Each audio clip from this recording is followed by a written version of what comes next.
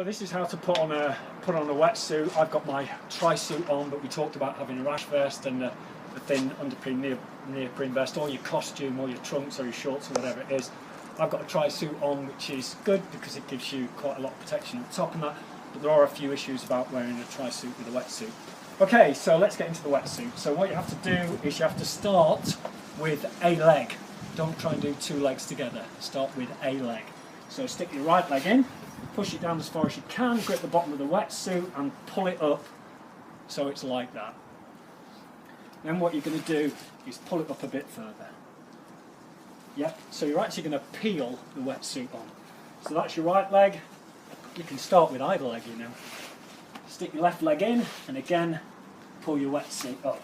Now earlier on we were talking about having long fingernails, and if you've got long fingernails, you're pulling the wetsuit up, you're probably going to dig your nails into the soft neoprene outer material, and you might cause damage on the surface. So make sure that you've had a manicure and a pedicure before you get into your wetsuit. So here we are, we're kind of a third of the way on. So how do I get from here to the rest of the wetsuit? What you do is you grip your wetsuit and you pull it gently over your bum. But it won't go very far because it's bunched all over. So what you have to do is, again, halfway down your leg, is come and pull your wetsuit neatly up. So one issue that happens at this point is if you're wearing shorts or if you're wearing a tri-suit, what you've just done is you've just pulled your shorts up and pulled your tri-suit up, which if you swim for a long time is going to be a bit uncomfortable. So stick your hand down your wetsuit and just push your shorts or your tri-suit back down so that you're not worrying about a bit of rubbing when you should be thinking about swimming as hard as you possibly can. So it's all about comfort when you've got a wetsuit. Okay, so that's that sorted out. Give it a bit of a tug, and again down to the top of the legs, and then just pull up. So at this point what I'd do is I'd squeeze myself into my wetsuit, do a bit of a wiggle and see how high I can get my wetsuit. Now it's time for the arms, so I'm going right on first, and what I'm doing is just pushing my hand in and pulling down the wetsuit.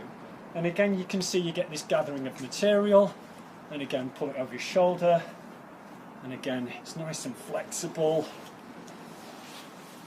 Left arm goes in, and you can see you've got this grippier material here on the forearm, and again just grip that and pull your wetsuit on, and again straighten out the folds.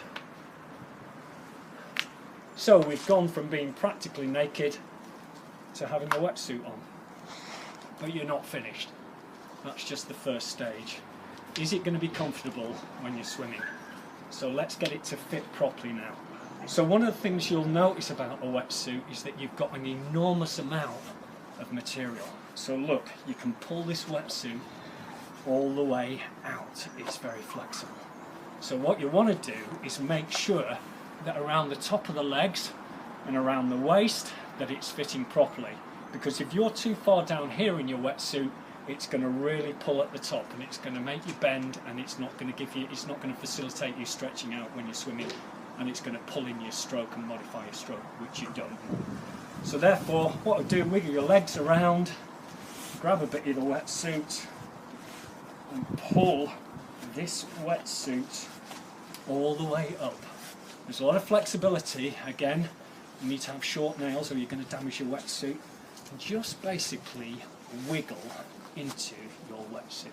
What you'll then find is that you've made a heck of a lot of space in your torso. So now it's beginning to feel really comfortable on the top. It's not pulling you down, it's not squeezing you into that shape. So you should be able to stand up nice and straight in your wetsuit and not feel that it's pulling your shoulders in, that it's pulling your chest and your tummy in. It should just feel nice and comfortable. Okay, so that should look okay at the front. Does that look okay, Julie? Yes. Right, let's have a look at the back. So we talked earlier about the zip at the back. I find I like tight-fitting wetsuits, and the point about a wetsuit is that it allows a thin layer of water between you and the wetsuit, and once you've warmed that up, that acts as a layer of insulation. But you don't want too much water. What you don't want is a lot of water flowing through your wetsuit for two reasons. That causes drag through the wetsuit, and the other thing as well is often you'll get, if that's the case, you'll get a rush of cold water, and again that will just distract you when you're swimming. It won't necessarily affect your performance a lot, but depending how much it happens, it will distract you. So what you want to do is get it nice and tight fitting, make sure there's no looseness to let too much water in.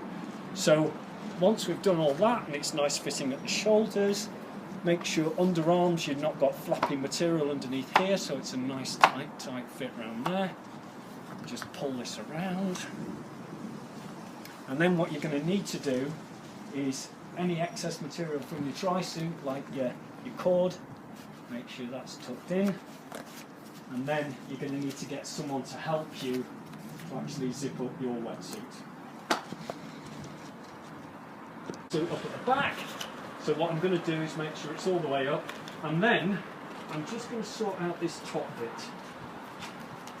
I want to make sure that it's nice and flat and nice and close fitting. And there's various different ways that people have their cord. Some people have it on the outside as I've got it.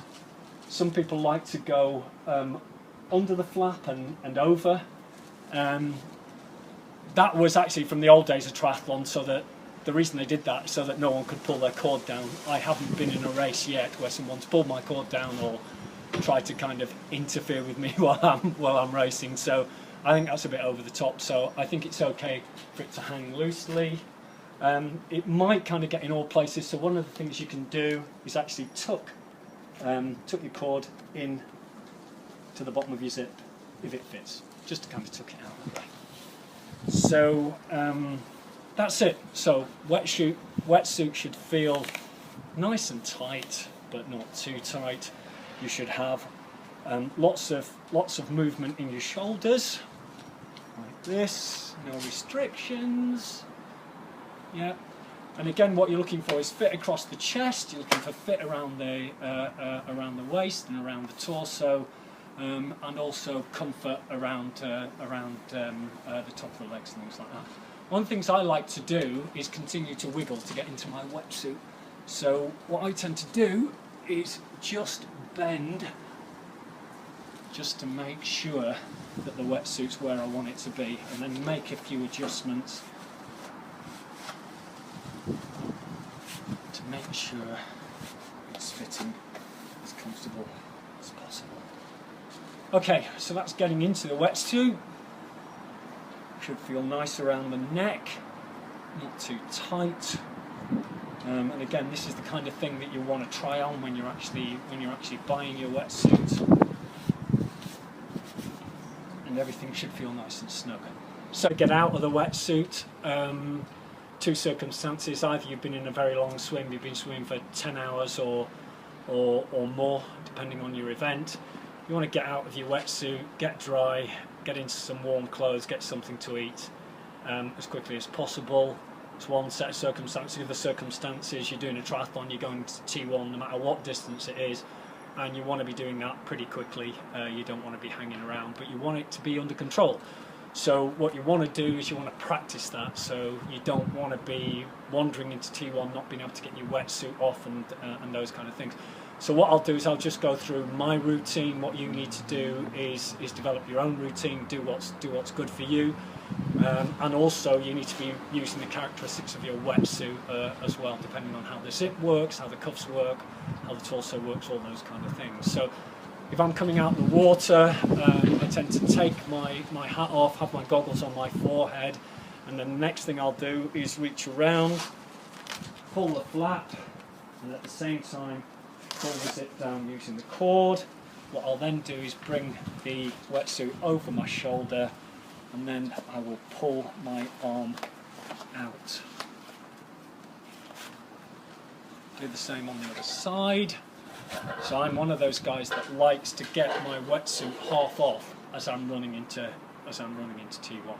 When I get next to my bike, what I then do is take two hands and pull my wetsuit down quickly. And I'll try to get that down as far as I possibly can One of the issues here is that if you've been racing quickly, you could be a bit cold, you could also be a bit dizzy as well, so you may need to stabilise yourself.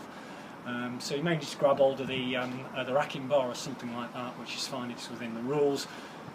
Once you're at this stage of your wetsuit, what you need to do is just step out of it. So step on your wetsuit and just pull and walk along. Then take your wetsuit, put it in the box where it needs to be, or out of the way, and then put your shoes on, or jump on your bike and put your shoes on when you're on the bike, and you're good to go.